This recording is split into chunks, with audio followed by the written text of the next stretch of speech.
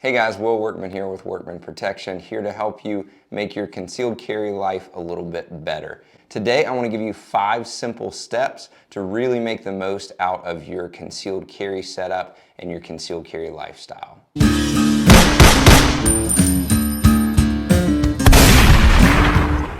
Alright, so number 1 is carry the gun that you shoot the best. What you're doing when you concealed carry is you're preparing for a gunfight. You're preparing for that worst case scenario in which you have to use your firearm to defend yourself or to defend others. And you want to be carrying the best tool that you can. You want to carry the one that you have the most skills with, you have the most training with, you have the most practice with. What I see people do a lot of times is going too small with their concealed carry gun because, well, it fits really well in my hand, it feels really comfortable in my hand, or they just think, well, I can't carry anything bigger because I'm a small person or I'm a bigger person and I can't conceal carry well on certain parts of my body, so I'll just carry something really small because it's something that I can easily carry.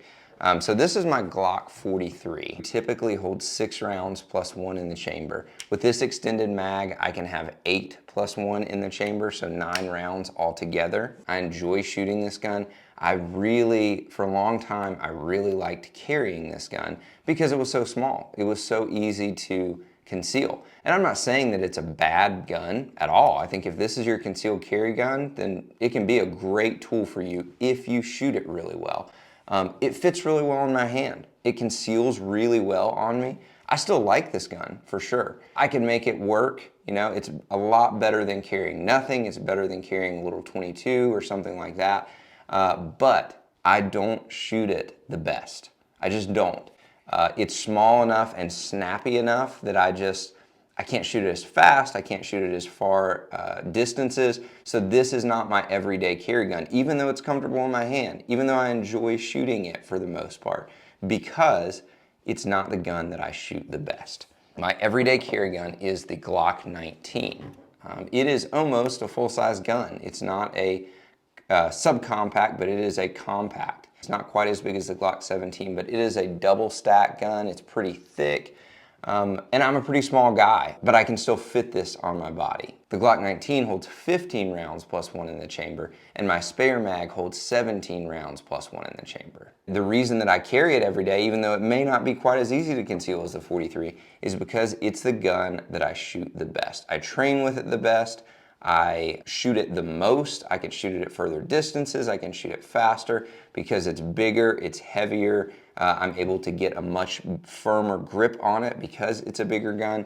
So this is the gun that I shoot the best. So because of that, it's my everyday carry. What I see people do is I see people go to training, go to competition with their big, full-size, decked-out gun, and that's great. They shoot it amazingly, and then they carry their little 380 in their pocket, or they carry their 380 even in a good holster, and they don't do any training with that 380. And I'm not saying their 380 is, you know, worthless as a concealed carry gun at all or anything like that. I'm just saying that you need to do your training with the gun that you're gonna carry, and you need to shoot that gun the best. And if you don't shoot it very well, it's probably not a good concealed carry gun for you. Now, a competition is not the same as a gunfight, but every gunfight is a competition.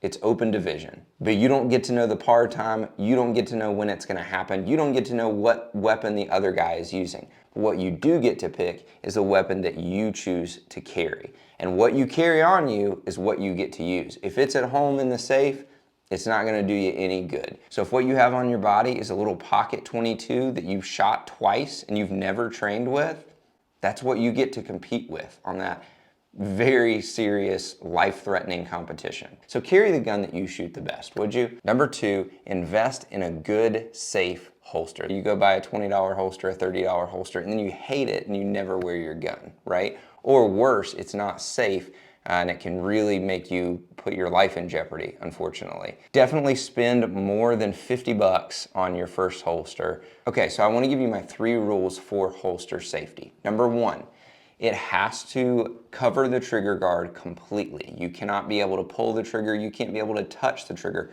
when it's in the holster.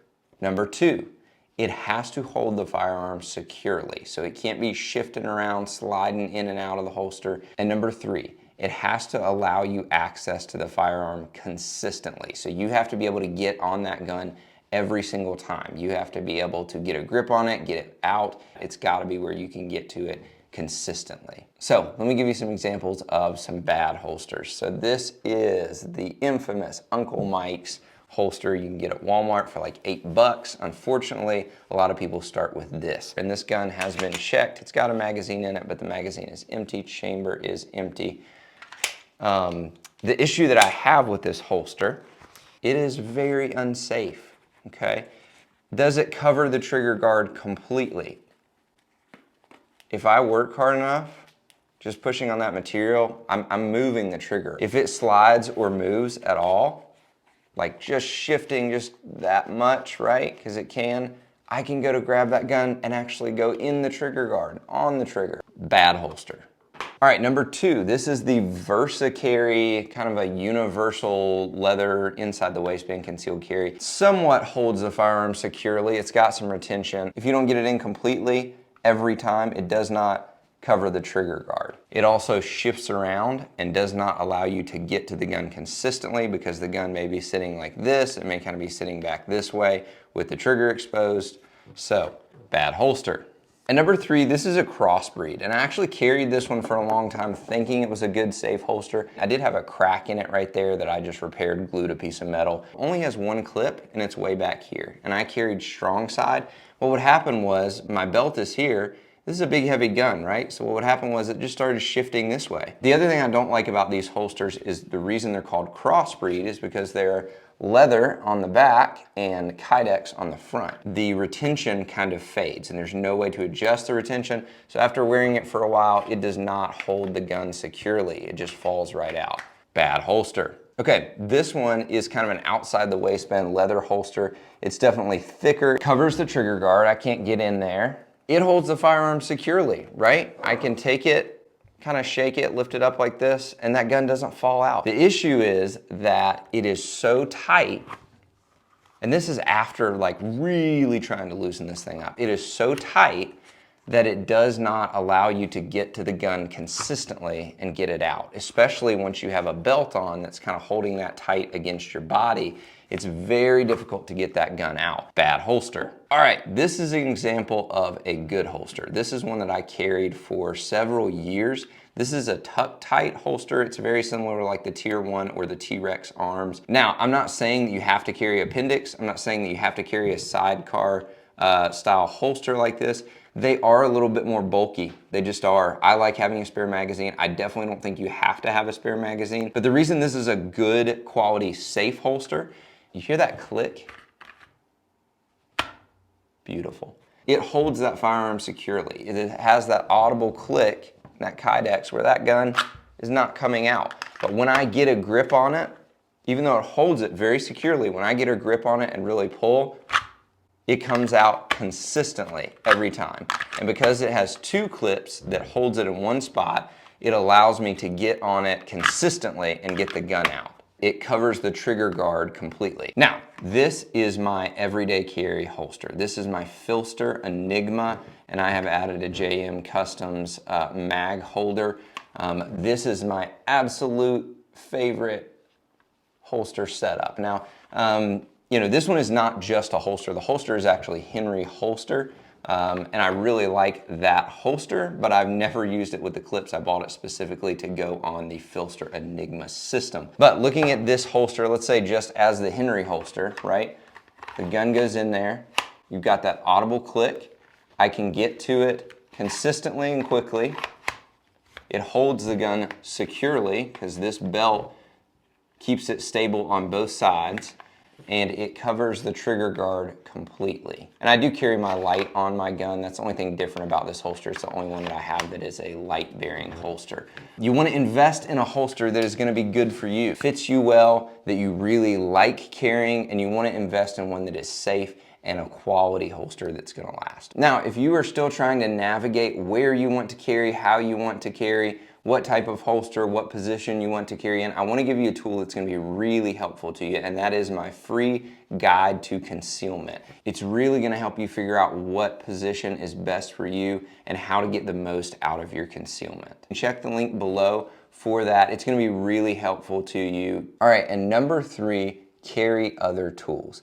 A firearm is a great tool to use in a deadly force encounter. It's a great thing to have when your life is being threatened, but it is not the only tool that you need. In fact, there are other tools that you are more likely to need than a firearm. For instance, OC spray. OC spray is a great tool in a situation where you have to defend yourself, but it is not a deadly threat. You cannot legally, nor should you morally shoot someone. For instance, you have a dog trying to attack you, you have a person who is maybe not armed but is threatening you physically, you have somebody trying to hurt one of your loved ones, but if it is not a deadly threat, you need other tools. So you need something like an OC spray. The second thing is a trauma kit. I have never had to use my firearm in self-defense, thank God. I have never even had to use my OC spray, but I have had to use this on 3 separate occasions. So a trauma kit, in my opinion, is the most important thing that you need to be carrying. This is just my tourniquet that goes along with my trauma kit. It goes in my back pocket. This goes around my ankle.